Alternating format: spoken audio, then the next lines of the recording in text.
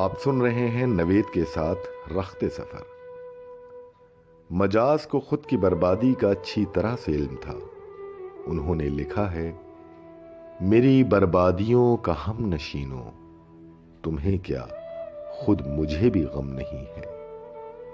اسی درد بے خیالی اور مایوسی کے بھور میں سر تک ڈوبے مجاز نے اپنی سب سے مشہور غزل آوارہ لکھی۔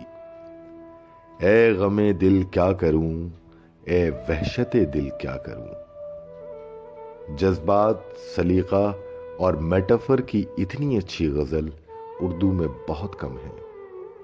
یہی نہیں، ان کی غزل رات اور ریل حالات پر بہترین میٹافر کے استعمال کی نظم ہے۔ پھر چلی ہے ریل اسٹیشن سے لہراتی ہوئی، نیم شب کی خاموشی میں زیر لب گاتی ہوئی۔ زندگی کے بہت سے مسائل کو ریل کے روپ میں اتنی ہنرمندی سے اردو شاعری میں پہلے کبھی نہیں کہا گیا۔ دلی میں مجاز کا اب صرف استعمال ہو رہا تھا۔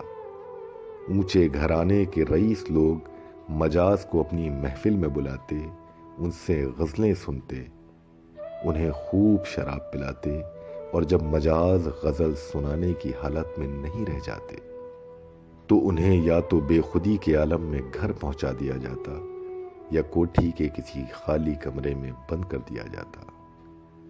اب تیزی سے شراب مجاز کو پیتی جا رہی تھی۔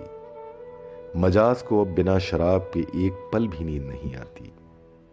بچپن میں بھی دیر رات تک جاگنے کی وجہ سے گھر والوں نے ان کا نام جگن رکھ دیا تھا، لیکن اب مجاز عرف جگن بنا نشے کے سونے کا نام ہی نہیں لیتے۔ رات رات بھر جاگتے اور خود سے باتیں کرتے۔ دوستوں کی لاکھ کوششیں بھی مجاز کو بہتر حالات پر نہیں لا پا رہی تھیں۔ فیض احمد فیض اور بہت سارے قریبی دوستوں نے مجاز کے کھان پان سے لے کر دوسری ذمہ داریاں سنبھال رکھی تھیں، لیکن مجاز کی جو خواہش تھی وہ صرف شراب تھی۔ کھانا، پہننا یا باقی چیزوں کا مجاز کو کوئی ہوش نہ رہتا۔ ایسے حالات میں پھر وہی ہوا جس کا دوستوں کو ڈر تھا۔ ایک بار پھر نروس بریک ڈاؤن نے مجاز کو وہیں لا کھڑا کیا جہاں سے 5 سال پہلے وہ نکلے تھے۔ پھر علاج اور تیمارداری کا لمبا دور چلا اور مجاز تھوڑے بہتر بھی ہو گئے۔ اپنے دوست، مشہور شاعر اور فلمی نغمہ نگار ساحر لدھیانوی کے کہنے پر مجاز بمبئی میں اپنی قسمت آزمانے چل پڑے۔ ایک دو چھٹ پٹ کامیابی کے علاوہ بمبئی بھی مجاز کو راست نہیں آ رہی تھی۔ مجاز کی مشہور غزل آوارہ کو فلم ٹھوکر میں گایا بھی گیا، لیکن مجاز کے ہاتھ خالی ہی رہے۔ بمبئی جیسا تیز رفتار شہر مجاز کے بھولے اور بے حد کومل دل کے مطابق نہیں تھا۔ آزادی کے بعد پھیلے دنگوں میں اپنی آنکھوں سے قتل دیکھ کر مجاز پر اتنا برا اثر ہوا کہ 3 دن تک مجاز نے کچھ بھی نہیں کھایا۔ غم اور دہشت سے وہ بیمار بھی پڑ گئے۔ یہاں پر پھر ان کے دوست ساحر اور منیش نارائن سکسینہ نے ان کی خوب خدمت کی۔ اپنے اکیلے پن، دنیاوی چھل اور لگ بھگ ہر طرح کی ناکامی نے مجاز کو اندر سے بے حد کمزور کر دیا تھا۔ اب مجاز کی نظموں اور اشعار میں بھی مجاز کے ذہنی حالات اور دماغی توازن کا اثر دکھنے لگا تھا۔ حالانکہ حالات پر ایک نظر مجاز کی بنی رہتی، ایک ایسی ہی ملاقات میں مجاز نے مشہور اداکارہ نرگس کو دیکھ کر جو شعر کہا، وہ مجاز کے سلجھے حسن اور حالات پر ایک ساتھ کہنے کا ہنر بتاتے ہیں۔ تیرے ماتھے پہ یہ آنچل بہت ہی خوب ہے، لیکن تو اس آنچل کا پرچم بنا لیتی تو اچھا تھا۔ یہ صرف مجاز لکھ سکتے تھے۔ رومانیت اور انقلابیت دونوں الگ شے ہیں، لیکن مجاز کو ایک ساتھ کسی شعر میں رومانیت اور انقلابیت کو نظم کرنے کا ہنر معلوم تھا، بلکہ شاید یہ ہنر ان کے علاوہ کسی اور کے پاس نہیں تھا۔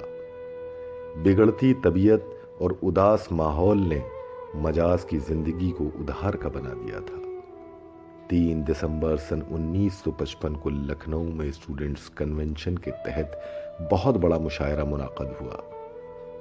मुल्क भर के सभी बड़े शोरा ने उस मुशायरे में शिरकत की। मजाज भी आए और मुशायरे को अपनी आमद से नया रंग दे दिया। किसी को क्या मालूम था कि मजाज को रूबरू सुनने का यह आखिरी मौका था। 4 दिसंबर की रात मजाज अपने कुछ दोस्तों के साथ लखनऊ के लाल बाग में एक सादा से शराब खाने पर गए। ठिठुरती रात में छत पर दोस्तों के साथ शराब पी। बाकी दोस्त अपने हिस्से की पी के अपने दूसरे मसले हल करने अपने घर चले गए।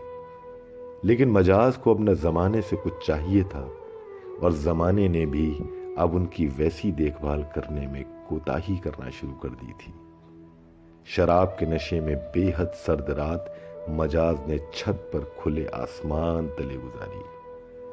सुबह लोगों ने उन्हें बलरामपुर हॉस्पिटल में दाखिल कराया, लेकिन अब मजाज के पास जीने की कोई वजह नहीं थी। आखिर मजाज ने 5 दिसंबर सन 1955 को जिंदगी से इस्तीफा दे दिया। इंसानी जज्बे, बदलाव, चाहत, रूमानियत, तब्दीली और इनकलाब का इतना बड़ा शायर न हुआ है और न होगा। एक जमाने में जिसकी मिल्कियत पूरा हिंदुस्तान थी, वो एक 6 फीट की कब्र का मालिक बन गया। अपने हालात को जानते हुए बहुत पहले ही मजाज ने लिख दिया था, जिंदगी साज दे रही है मुझे, सहरो एजाज दे रही है मुझे, और बहुत दूर आसमानों से मौत आवाज दे रही है मुझे।